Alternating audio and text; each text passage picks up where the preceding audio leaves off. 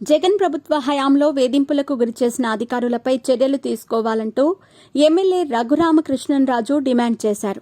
వేధింపులకు సంబంధించిన ఆధారాలను గుంటూరు ఎస్పీ కార్యాలయంలో అందించారు.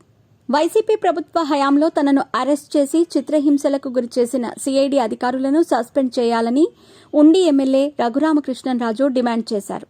గురువారం గుంటూరు జిల్లా ఎస్పీ కార్యాలయానికి వచ్చిన రఘురామకృష్ణంరాజు అనంతరం మీడియాతో మాట్లాడారు. వైసీపీ ప్రభుత్వ హయాంలో తనను చంపేందుకు కుట్ర పన్నారని వ్యాఖ్యానించిన రఘురామకృష్ణంరాజు మీడియా వల్లే తాను బతికిపోయినట్టు వెల్లడించారు. ఈ వ్యవహారంపై తాను గుంటూరు జిల్లా పరిధిలోని నగరం పాలెం పోలీస్ స్టేషన్లో కేసు నమోదు చేశారు.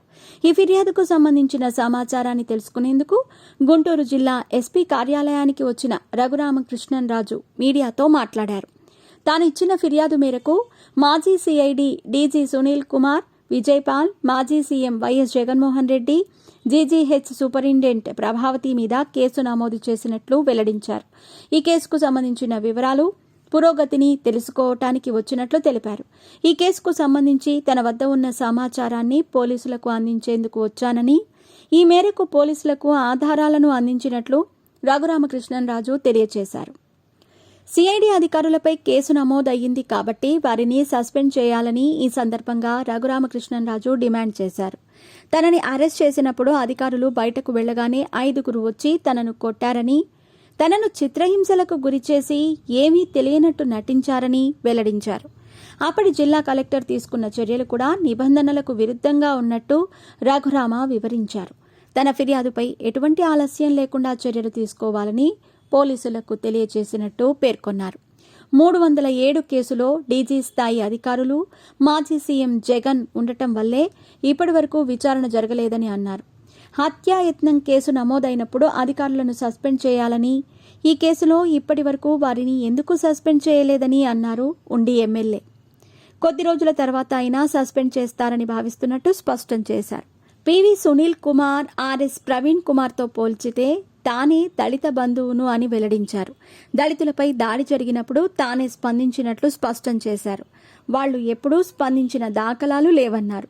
కేసు నమోదైన వారందరినీ అరెస్ట్ చేస్తారని నమ్ముతున్నట్లు వివరించారు ఆర్ఆర్ఆర్. డీజీ స్థాయి అధికారులు కాబట్టే అరెస్ట్లో జాప్యం అవుతుందని తాను భావిస్తున్నట్టు వివరించారు. ఈ కేసులో అప్పటి గుంటూరు కలెక్టర్ని కూడా ప్రశ్నించాలన్నారు.